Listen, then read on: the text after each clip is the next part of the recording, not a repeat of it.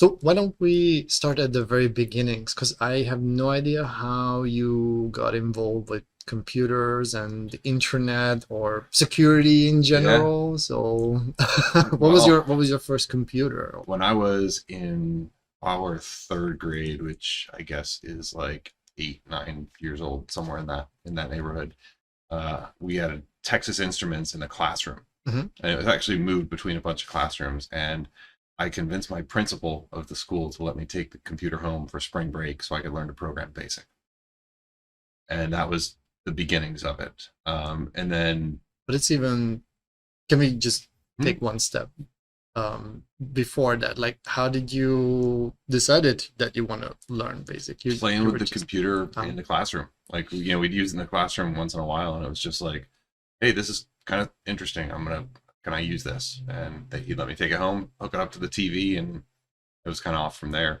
And then within like a year, my parents got my brother and I an Apple IIe, mm. brought that home. So I still have it, still boots, still all the hardware for it, and eventually just got super interested in just computers in general, and like that was my whole life for a long time, starting at that point. And in terms of any kind of internet ish, I saved up paper route money to buy a modem. Still got the 2400 baud modem still in there. Haven't tested that, but I believe it still works. And started dialing into bulletin board systems. Started getting interested in early precursors to the internet. And then the first internet that I ever had was not for probably 5, 6 years later. At some point when I was in high school, so 16-ish, there was a dial-up gateway to get email addresses, internet-based email addresses. That was kind of the first time for that. So that was the beginnings. Wow. And then, from there, there was no World Wide Web. There what didn't exist at that point. But I remember installing Trumpet WinSock onto a Windows 3.1 machine because Windows didn't have a TCP/IP stack. So you had to add that as a driver. Then you could potentially start doing things like, okay, there's web browsers and stuff like that. So So does that mean that from Apple the transition to PC? So you did own a yeah, PC at yeah. a So certain point it in your was Apple life. for a while, and then at some point, probably I don't know, when I was 15 or something like that, saved up to buy a PC.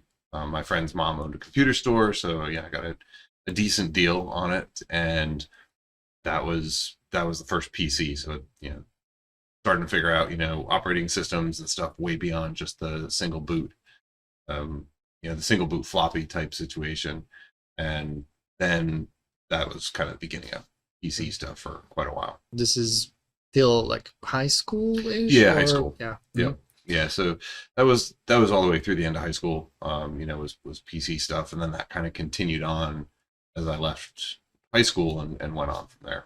And where do you Went to the Air where do Force. you I where went do to you go the there? U.S. Air Force Academy, Okay. and they actually issued us a computer at that point, which was pretty novel. Still didn't have this was the pre Trumpet Windsock days. So we were just kind of learning it as we go, setting it up, and we had Gopher. I remember that. And that's probably how I learned how to configure Trumpet Windsock so that we could do this other stuff. When you end up at the Air Force Academy, I have very little knowledge on what people do at the Air Force. I mean, my knowledge is kind of limited to Tom Cruise movies, pretty much. So Nothing like that. you're not getting in the Nothing like airplane. that. So how was it? You ended up there, and someone looked at you and like you're way too tall. So you're going to the computer department. There's a computer, bash on the keyboard, or like. No. So I actually went there with the sole intention of flying. I wanted to be a fighter pilot. That was all I wanted to do because that was my I think that's goal. on the label, right? Not Air necessarily, Force. especially not now, but like at the time, that was my primary goal was to learn. I'd already done a little bit of flying. I was super interested. That's where I wanted to head. Um, we had to pick a major early, mid, late. I don't remember, probably toward the later end of freshman year, and picked computer science. That's kind of where my interests were as far as majors go. I wasn't an aeronautical engineer. I wasn't going to do space systems and astronautical.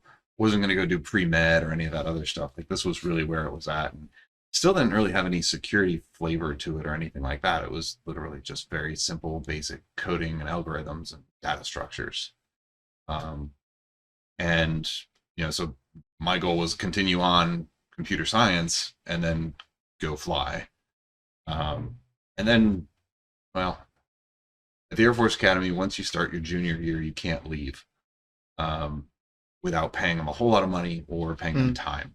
And as luck would have it, like right about the beginning of my junior year, I was like, oh, I don't actually want to fly anymore. It's not really interesting. Like, it's cool. It's fun to do. It's not something I want to do for a job. It's not something I want to have to do for 20 plus years after graduation. So, gave up my pilot slot at that point in order to keep going through computer science, and then finished out there and hopefully eventually make way into a technology industry. Mm. And was this your first choice, the Air Force Academy? So you always wanted to go there, or because like among sense instructors, a lot of folks have some military background, and I'm not really familiar like culturally or how does that work like in the United States, that this is the like one of the ways how you can get like higher education, or so it is a college, a university equivalent. You do get a bachelor's degree. It is accredited.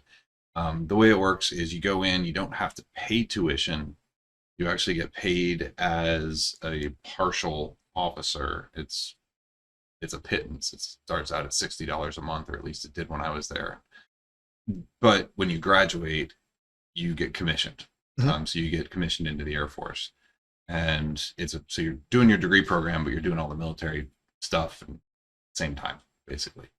And I think you mentioned like a lot of other SANS folks, complete coincidence of anybody at SANS who was either in the Air Force or specifically at the Air Force Academy. I personally knew none of them at the time.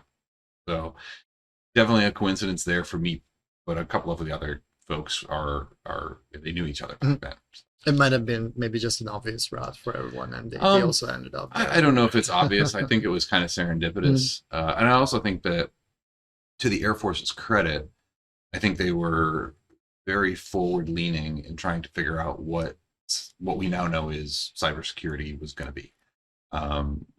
We started to integrate it when I went through. I had a specialization in network security, not network forensics, not digital forensics. Those really weren't things at the time, but it was just network security. But it was a part of the computer science program. So there was already, and this is in the mid to late 90s, there's already an interest among the Air Force to say like, yeah, we need this as a focus area.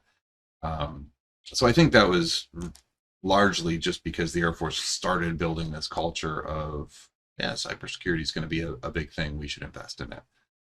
Whatever we called it at the time. And after the Air Force years, what was your next step? Yeah, so when you graduate from the academy, you're commissioned. You owe them a minimum of 5 years of time. So I went to Northern California, did very little computer or what we would now call cyber-related stuff. I did everything from manage a shop that repaired radios to manage the shop that would take the photos. So we actually had an operating wet photo lab that was part of our mission. We had handheld brick radios that we maintained and pushed out. It was literally all the communications functions of the except computers. I did end up in the network control center for a short stint, which was really fascinating. Like, that's where the passion was. It was clear that's what I wanted to do. Then they decided to move me to the Pentagon and have me do even less related to computers. So for a good, I think you did mention that. Yeah, yeah. Even for like a good 2 of the 3 years I was at the Pentagon, I was an analyst. Which sounds pretty exciting that you had like a badge, but I guess that that's more where they do all the planning and strategy. So the stuff that I did there was pretty cool, and I think it actually did eventually have an impact in various ways across the Air Force. But it wasn't really doing the work. It was a lot of thinking about the work. It was a lot of thinking about what the work looks like in the future, and how do we justify investing in X versus Y and stuff like that. So I mean, it was important, but it was my passion was definitely on a functional keyboard, not just a ceremonial one, and that was a little tough. So I did get to do a bit of the network type functions, but it wasn't all that much. So you served this 5 years, and then Yeah, afterwards you were looking at the like civil space, or yeah. So when I got out, signed on with a contracting company and all defense contracting work. oh, Got to work in a variety of roles across the entire spectrum of the current cyber industry. So it was everything from offensive to architectural to a little bit of defensive, and eventually headed the forensic unit. So we had 85 folks in our forensic unit, and we were largely centered in DC. And we had a number of people who were deployed out to various places around the world and doing forensics everywhere from the front lines all the way back to the last line of defense. And we had a great team, still maintain touch with most of them. A lot of those folks on that team have gone on to become CEOs and become, mm, really, really successful, which has been fascinating to see. And, um, you know, small, strange story is that when I was at that contractor company, one of our interns later moved on to do a whole bunch of great things and is now the CEO at Red Canary. So he's actually my boss in some capacity, which is pretty cool. So be nice to your interns. You never know where they're going to end up. So you start off not doing forensics at first, but there was still security Yeah, it was related, still or very security related. Like I said, it was offensive, defensive, and architectural security. So it was very hands on. I guess there are parts that you can't really share about this, but Yeah. is there anything before the forensics times maybe that is like was just to give an idea like what kind of Uh, work you did, like I always like to or if it's explain this by saying classified. Hollywood's got a great imagination, but they don't come close to reality. It's way cooler than they could possibly. But yeah, I mean, a lot of that stuff's pretty sensitive work, so Mhm. it's great to have done. I'm glad to have the opportunity to have supported some of those folks. And on the forensic side, this was still with the same defense Yep. contractor. Mm. Yeah, and it was all government focused forensics as well. We had people embedded with law enforcement, intel community, DoD folks. So we had the full, like I said, the full spectrum of forensic analysis. And anything that you can share from that part, maybe? I mean, Anything that is like the super cool stuff that you just mentioned, even just parts of it, and you can leave out the part that yeah, I not mean, able it's to it's talk kind of hard to about. separate Or that out. What I would mm, say though is, we were very fortunate to have this unique position where we could see across this whole process of collection all the way to finished intelligence. And in seeing that and kind of having a level of visibility that in some cases the government didn't even have, we were able to optimize. Okay, we know we need to put so and so or this type of person on the front line because they're going to be able to produce initial products that our middle tier can consume better. And really just we didn't own the end to end because that's all a governmental process, but to see how the government was working and how the government was building those capabilities helped us to ensure that we were putting the right people in the right places to make that as effective as we could. That said, like all my work was largely watching it from the outside. I didn't get to actually do the forensic work. I didn't get to actually run cases. I got to see everybody else do it. I got to do a whole bunch of spreadsheets to like project contracting stuff. And I really just decided like that looks way more fun. So the hands-on part, yeah, I the mean. hands-on part. Yeah, absolutely. So it was like, I need to not do the spreadsheets anymore. So I ended up like leaving and going into a consulting role where I could be in the trenches and could start doing the work. And So eventually you left this defense contractor. In yeah, terms of timeline, what was the time frame while you were yeah. So I there? was there from 2003 to 2010. Mhm. So it was a pretty good stretch of being there at that company. And like I said, we worked with great folks. It was a fantastic team. I started at that company in the group we worked in as number 37, and by the time we left, organically, I think we were over 300. So lots of growth occurred during that time frame, and to be a part of that and continue to keep in touch with the people that we worked with in those Mm. environments is best possible outcome. And in you said 2010, right? Mm-hmm. you started your own consulting gig, or Yeah, you found a place where you could do that, yeah. or? So it was just me. So it was a self running consulting operation basically. Had a number of contacts, some from the contractor that I had just left, some other folks that I'd come into contact with over the years. And the main work that I ended up doing was with U.S. federal law enforcement, really working on some of the bigger cybersecurity cases in their arena, global in impact, which was pretty cool, and to like really see that we were investigating some pretty bad people, Mm. and that were negatively impacting millions of victims around the world, and to be that we were kind of up against them was a lot of my work for the next phase during that consulting world. Anything that we might have seen in the news, or? Yeah, I mean, I will say that the FBI and the Department of Justice do a great job with their press releases when they announce and explain a lot of the takedowns that they end up doing, or the indictments, or the convictions that they secure, the plea deals that they secure. Um, it's a very small community. There's not a whole lot of those big cases. Um, it's they leave our names unattached to those on purpose, but Mm. but it was really kind of cool to be close to the action and actually see some folks pay a lot of money and put in a fair amount of time for their crimes. If you could pick just one case that you worked on and you enjoyed it, like working on it the most, and had like a mind-blowing effect on you, which one would it be? So I'll obfuscate some of the details of it, Of but course, yeah. um, one of the cases was a very long running case.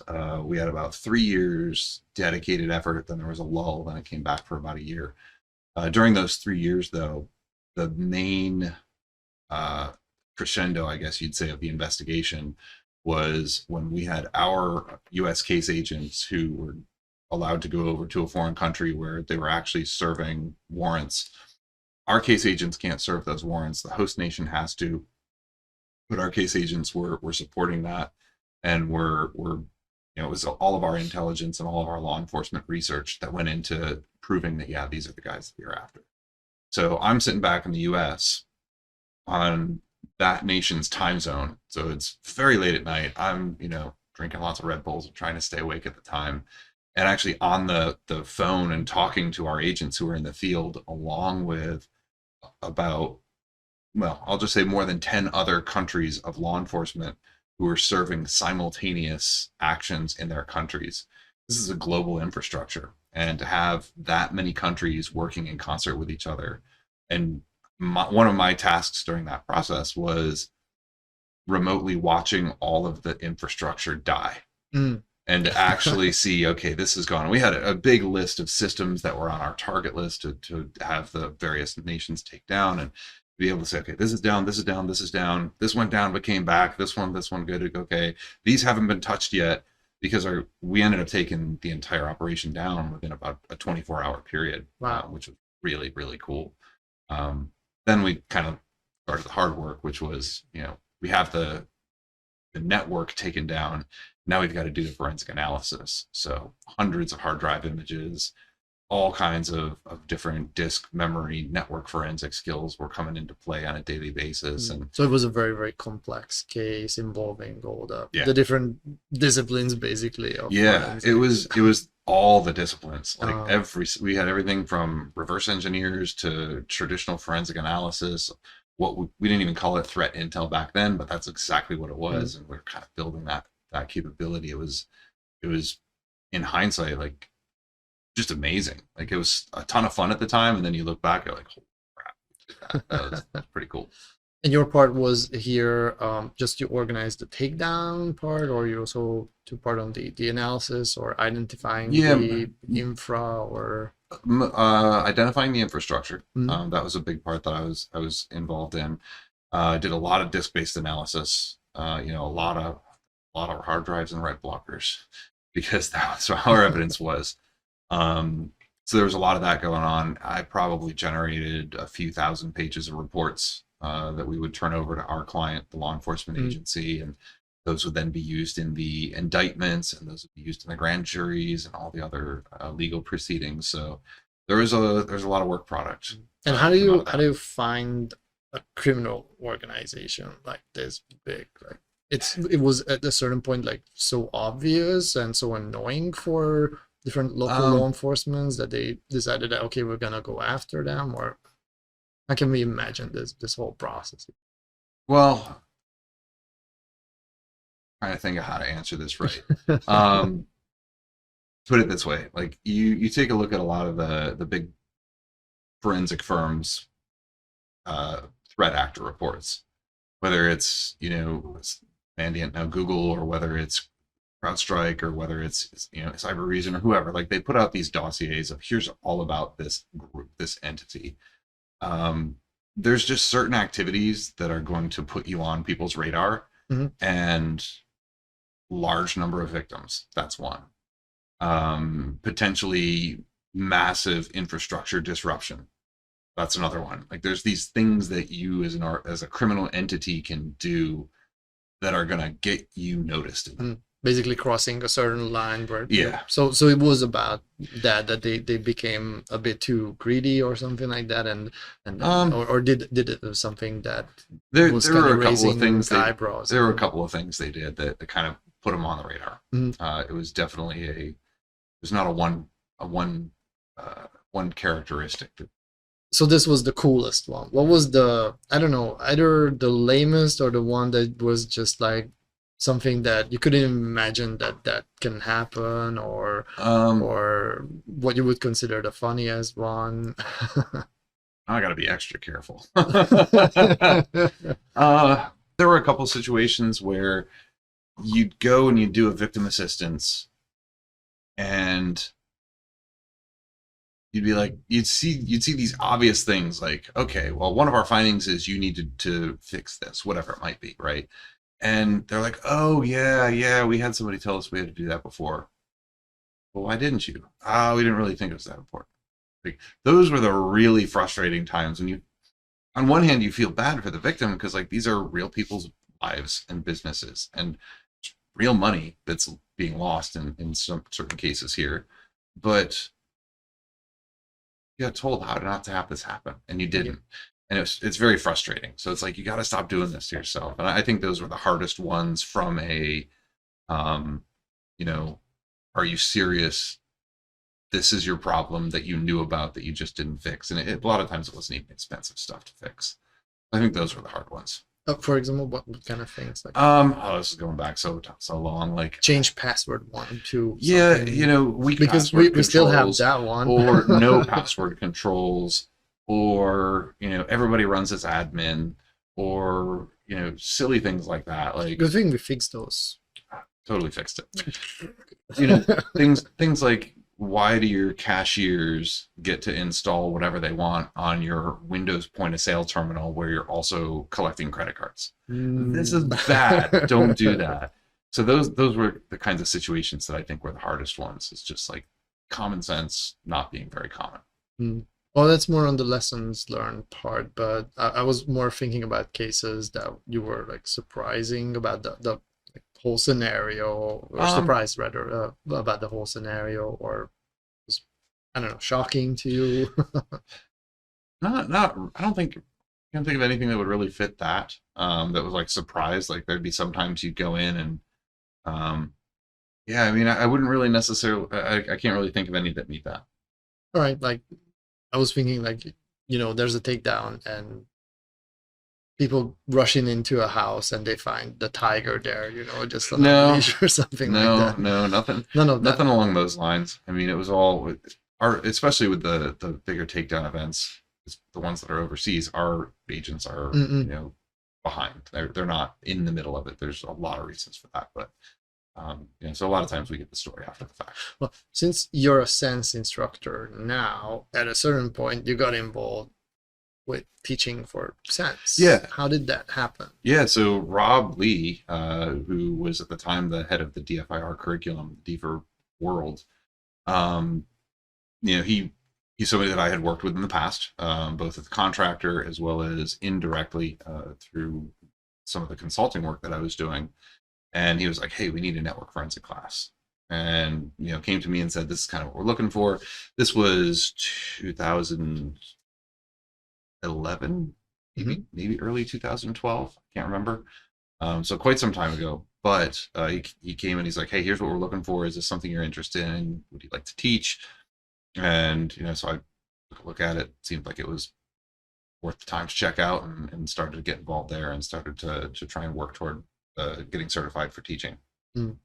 So did you just, they approached you and you wrote the class and started teaching the class, or? Yeah. So there was a little bit of teaching that I'd done before the writing the class, Mhm. but that kind of paused and then focused exclusively on writing the course. Uh, which class you started with? Network Forensics 572 is the one that I wrote. Oh yeah, but before that you started teaching which A one of different the one. classes? A different one. Okay. How was the experience writing a, a science class? How long did it take? Took a long time because I was working at the same time. So it took really close to 2 years before we had our first public run. Mhm. But what I'll also say is that was a long time ago. And if we look at how we write courses today, it's a much more formal, much more rigorous process where we've got project plans and stuff like that. And it's not to say that when I wrote the Forensics 572 course that was wrong or bad. It's just how we did things at the time. But we've really, really formalized the process to where it's a lot more managed. It's a lot more predictable, and I don't think we would have many situations where a course would take that long to write anymore. Like we really try to do those in 6 to 9 months now. And was it an immediate success? It was easy, slam dunk when you started teaching, or how?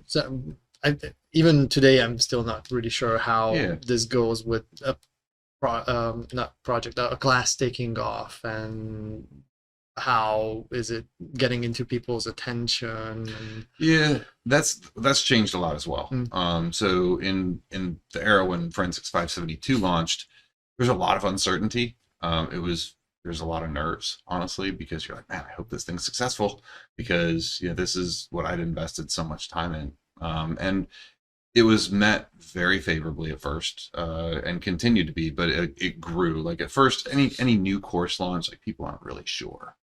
Like, is this gonna be worth my time or is it not? And word starts to get out, and it worked tremendously. Where we had alumni of the class talk to other folks, and it's also interesting because since I had not taught very much before, in hindsight, I realized I didn't really have a great idea of what makes good courseware, what makes it work in the classroom. So I just didn't have that much mm, classroom time. So after a year and a half, 2 years in the classroom with this material pretty regularly, I got to figure like, all right, this way that I did this thing really doesn't work very well. I understand what I was going for. I didn't understand how it would play out with students. So I'm going to delete it, or I'm going to change it, or I'm going to totally refactor this lab and make it different. There's a lot of reinvention of the courseware in place in the earlier years, just because I was getting the experience very quickly of what works and doesn't work in the classroom. once you're done with it, you're not really done Oh, with you it. are You never have to, done. it continues 10 on. years on and I'm not done. It We feels never finished. right, and let's face it, this industry changes fast enough that if we have stagnant material, something's wrong.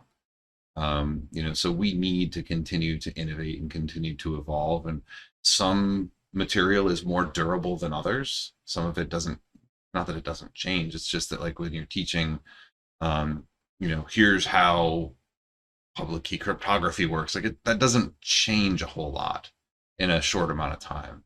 When you're talking about here's what you would expect to see in a normal network environment, that's different. That might change on a Mm. weekly basis. So you've got to stay pretty dynamic. So yeah, you're never done.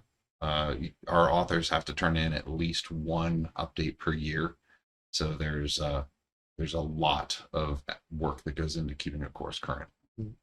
Is there anything that came out of this process as like maybe almost like a byproduct, but something that you could like continue on working on later, or Yeah.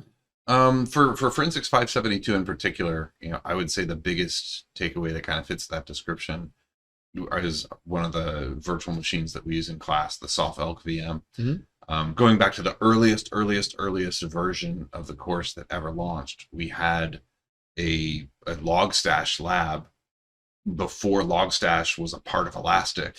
And like there was no Elk Stack because these were all just three separate projects. And Jordan Sissel wrote Logstash, and Rashid KPC wrote Kibana, and Elastic wrote the Elasticsearch component. And it was just like, hey, I wrote a cool thing. So it was very, very what do you want to call it, like hobby shop type approach. Mm. But we had it in the class, and it was really, really cool to see it evolve over the years.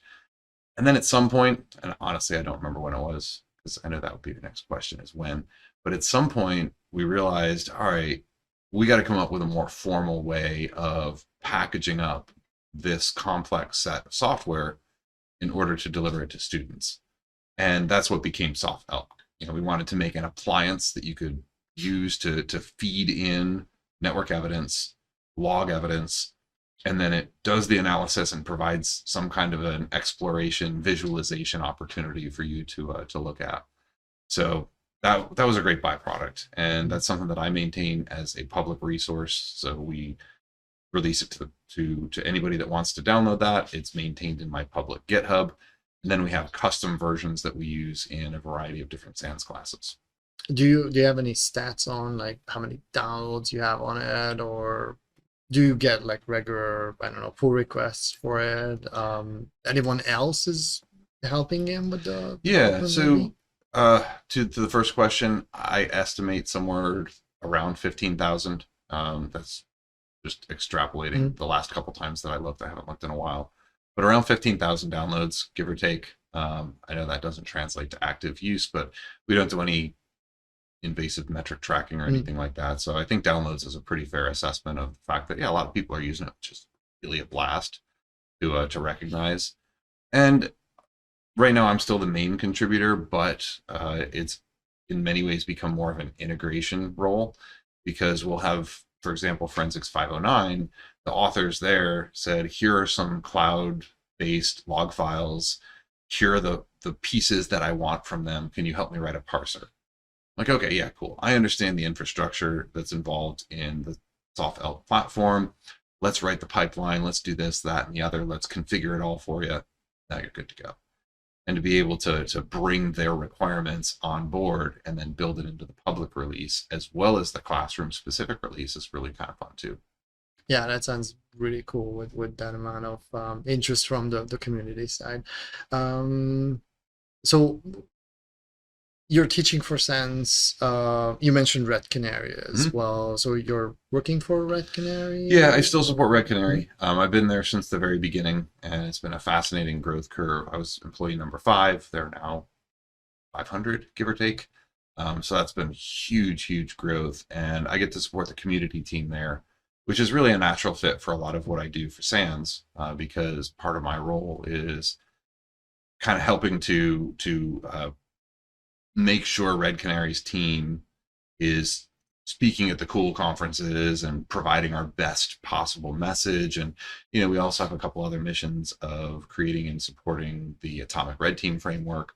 So it's really just a cool way to continue to be out in the security community in general. And it meshes really nicely with being in the security community from the SANS perspective too. So I get to still hang out with folks I've known for practically 20 years now and worked within this field for that long. And to see that company grow from its earliest stages to where it is now has been just nothing short of impressive. And for those of you who might not be familiar with the name, what is it that Red Canary Sorry. actually do? Yeah, so Red Canary now is more of a managed detection and response function. Mhm. Grew out of endpoint threat detection and kind of formed the market around what's become MDR, managed detection and response.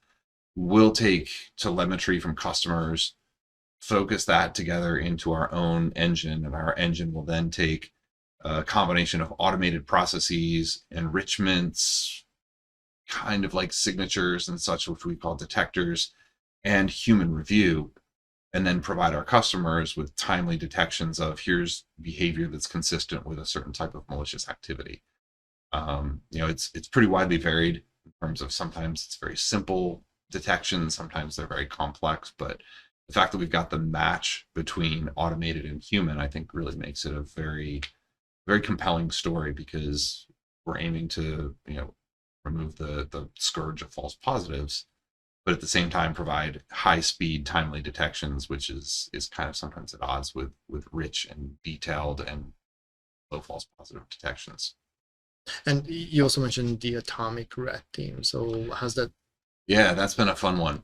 So project fits in? Because I mean, so it's an automated tool that generates like simulations of attacks, if I remember yeah, correctly. But basically, I might be wrong. It's been a while. I pretty checked it, close. So Atomic Red Team, fun origin story on this, is at least in part, we recognized as our team was writing new detectors, we had to test them.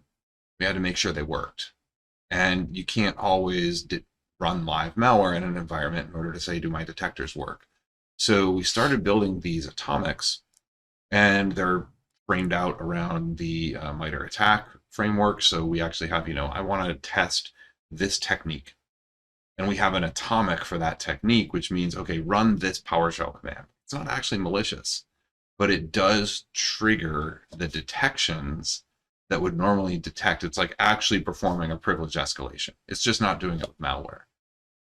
So do my detections, does my security and tooling catch that behavior so that you can actually validate that it works? And we've got, I don't even know how many detectors we have now, but they're quite atomics now, but we've got quite a few. So this is something that is actively developed. Are Mm-hmm. you contributing to that one every now and then, or it's The more? team that I'm on manages that, but we have a great community resource, and we've got a number of community managers and community contributors who actually feed into that. Mm. So it's kind of something that we continue to shepherd forward and market and such. But it's not something I'm directly contributing to. It's just something that I get to kind of help popularize and kind of get people to know about.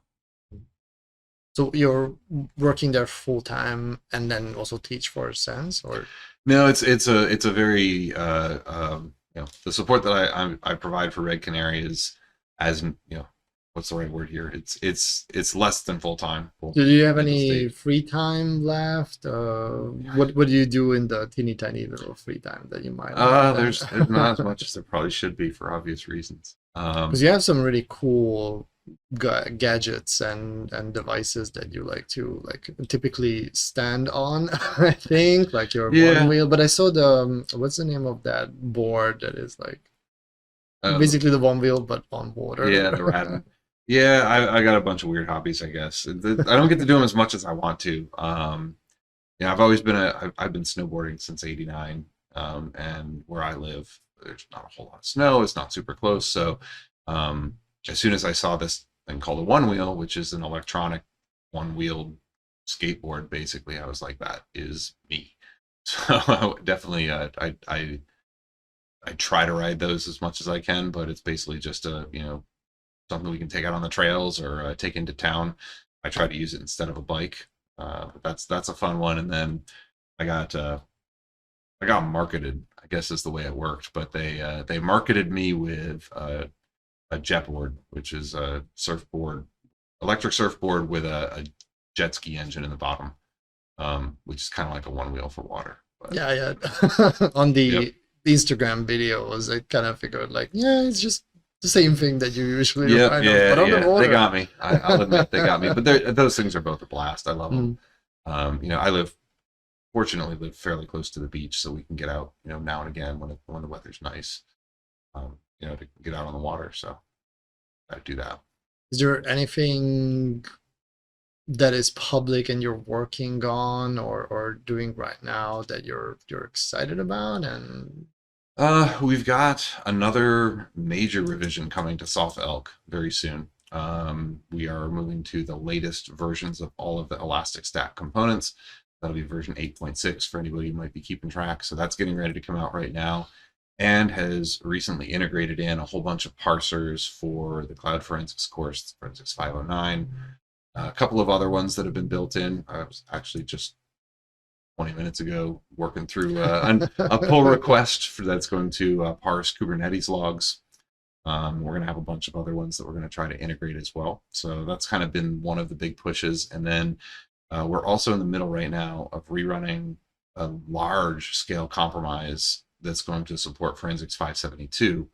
Today's actually the last day of that as I'm recording this right now.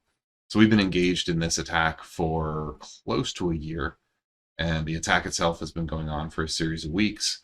And when that's done, we get to collect what we estimate is going to be about 10 terabytes of evidence and try and slice and dice and chop that up into what we can use in the course. What's really cool about that one is both Forensics 508 and 572 are going to use the same scenario. We've done that before, but now we've got even more evidence, even more malicious activity in the environment, and a couple of brand new curveballs that we're going to add into the mix. But that's going to be a really big one, and it's going to require a pretty significant overhaul to pretty much all of our labs in Forensics 572. We're going to try to architect as many of those around the new data set as we can. Wow, that sounds super exciting, especially because I also teach that class, so I can't wait to see that one. It's going to be cool. We got some. I'm not going to put the secrets on the recording, but we've got some pretty cool stuff in there that's going to be interested to see it get to students. Awesome. Can't wait to see it, really. Thank you very much for your time. And well, maybe we can do this at another time. Yeah. Although it's maybe right now it becomes a bit easier to be at the same place at the same time. So thank you again, and best of luck with these projects. No, thanks very much. Always good to chat.